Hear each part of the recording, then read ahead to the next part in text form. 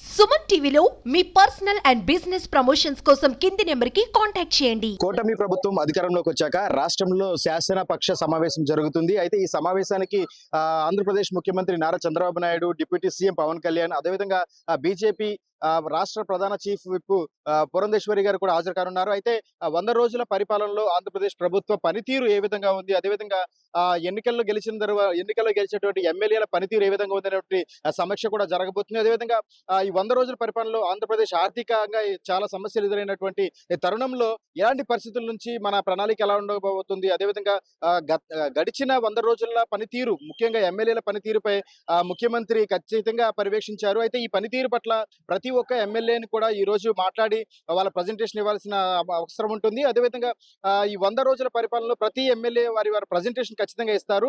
అయితే ఇప్పుడు ఇది మనం ప్రస్తుతం చూస్తున్నాము, మంగళగిరిలోని సీకే కన్వెన్షన్ హాల్లో ఈ మీటింగ్ జరగబోతుంది. దీనికి సంబంధించి ఆల్రెడీ సాయంత్రం 4 గంటలకు మీటింగ్ జరగబోతుంది. అయితే దీనికి సంబంధించి ఇప్పటికే పలు ప్రదేశాల నుంచి పోలీస్ సిబ్బంది అంతా కూడా వచ్చి కట్టుదిట్టమైన చర్యలు చేపడుతున్నారు. ఎందుకంటే ఆంధ్రప్రదేశ్ లో ఉన్నటువంటి ఎమ్మెల్యేలు, మంత్రులందరూ కూడా ఇప్పుడు ఈ కన్వెన్షన్ హాల్ కి 4 గంటలకి హాజరవుతారు. కాబట్టి ఎలాంటి అవాంఛనీయ సంఘటనలు జరగకుండా ఎందుకు పోలీస్ సిబ్బంది ప్రత్యేకమైన ఏర్పాట్లు, ప్రత్యేకమైన బార్గేట్లను కూడా ఏర్పాటు చేస్తున్నారు. ఎమ్మెల్యేలు అందరూ కూడా ఖచ్చితంగా వాళ్ళ ప్రజెంటేషన్ ఇవ్వడానికి సిద్ధమవుతున్నారు. నాకు తెలిసి గడిచిన 100 రోజుల్లో ఆంధ్రప్రదేశ్ ఎదుర్కొన్నటువంటి ఆర్థిక ఇబ్బందుల గురించి కూడా ఈ మీటింగ్ లో చర్చించే అవకాశం ఉంటుంది. అదేవిధంగా చంద్రబాబు గారు ఈసారి అయితే ఖచ్చితంగా ఆయన 2.0 అని చెప్పాలి. ఎందుకంటే ఆయన పనితీరు కూడాను, ఎందుకంటే చేసుకుంటూ పోవడమే కాదు, ఎందుకంటే పరిపాలన అనేది ఒక్కరితో మాత్రమే సాధ్యం కాదు, మిగిలిన ఎమ్మెల్యేలందరూ పనితీరు కూడా ఏ విధంగా అనేది ఉంది అనేది ఈ రోజు చర్చించే అవకాశం ఉంటుంది. అప్పుడే మాత్రమే ప్రజలకు సరైన విధంగా పథకాలన్నీ కూడా అమలు అవుతున్నాయా, లేదంటే అందులో ఏమైనా లోపాలు ఉన్నాయా, వారి పనితీరులో ఏమన్నా వెనుకబడి ఉంటే కనుక వారందరూ కూడా పిలిచి తిరిగి వాళ్ళందరూ కూడా మళ్ళీ ప్రజల దగ్గరకు వెళ్లి వాళ్ళ సమస్యలు తెలుసుకునే విధంగా పనితీరు ఉందా లేదా అనేది కూడా సమీక్ష నిర్వహిస్తున్నారు.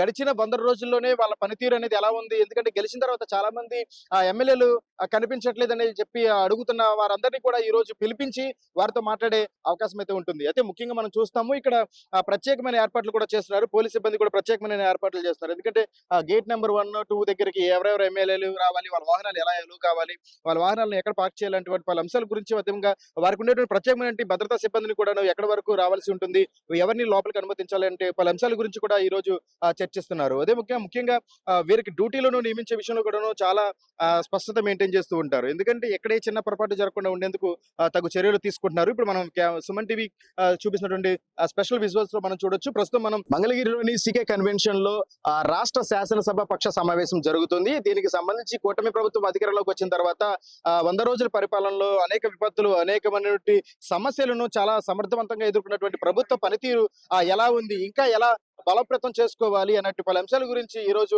చంద్రబాబు, డిప్యూటీ సీఎం పవన్ కళ్యాణ్ కూడా మాట్లాడబోతున్నారు. అదేవిధంగా ఉన్నటువంటి ప్రతి ఎమ్మెల్యే యొక్క పనితీరు ఏ విధంగా ఉంటుంది, అదేవిధంగా వాళ్ళ పనితీరు ఇంకా ఎలా మెరుగుపరుచుకోవాలి, లాంటి పలు అంశాల గురించి కూడా చర్చించే అవకాశం ఉంటుంది. ముఖ్యంగా మన ఆంధ్రప్రదేశ్ లో వచ్చినటువంటి తుఫాను ముంపిత ప్రాంతాల్లో వాళ్ళ పనితీరు ఎలా ఉంది, ఎంతమంది ఎమ్మెల్యేలు సమర్థవంతంగా పనిచేశారు, వారు వంతుగా ఎలా కృషి చేశారు, ఇలాంటి అంశాల గురించి కూడా చర్చిస్తారు. ముఖ్యంగా ఎమ్మెల్యేలు కూడా వాళ్ళ ప్రజెంటేషన్ ఇవ్వాల్సి ఉంటుంది. ఎందుకంటే గడిచిన 100 రోజుల్లో వారి నియోజకవర్గంలో ఎలాంటి అభివృద్ధి చేశారు, ప్రజలకు ఎంత దగ్గరగా ఉన్నారు, లాంటి పలు అంశాల గురించి కూడా చాలా క్షుణ్ణంగా తెలుసుకునే అవకాశం అయితే ఉంటుంది. ముఖ్యమంత్రి చంద్రబాబు నాయుడు ముఖ్యమంత్రి అయిన తర్వాత ఈసారి మరింత స్పీడ్ పెంచారని చెప్పొచ్చు. ఎందుకంటే గతంలో కూడా సమావేశాలు పెట్టేవారు, కానీ మరీ ఇంత త్వరగా 100 రోజుల పరిపాలనలోనే సమావేశం పెట్టిన దాఖలాలు చాలా తక్కువ ఉంటాయి. కానీ ఇప్పుడైతే కనుక ఖచ్చితంగా 100 రోజుల పనితీరు పట్ల ఖచ్చితంగా సమీక్ష నిర్వహించాలి. దీనికి సంబంధించి బీజేపీ రాష్ట్ర చీఫ్ విప్ పురంధేశ్వరి గారు కూడా దీనికి సమావేశంలో పాల్గొంటున్నారు. ఎందుకంటే కూటమి ప్రభుత్వం అధికారంలోకి వచ్చిన తర్వాత అందరి పనితీరు మీద సమీక్ష జరుగుతుంది. ఇది మొదటి సమీక్ష అవడంతో అందరికీ ఎవరికి ఎలాంటి కన్ఫ్యూజన్ రాకుండా పోలీస్ సిబ్బంది కూడా కట్టుదిట్టమైన చర్యలు చేపడుతున్నారు. కెమెరామెన్ ఓంకార్ తో విజయ రిపోర్టింగ్, మంగళగిరి.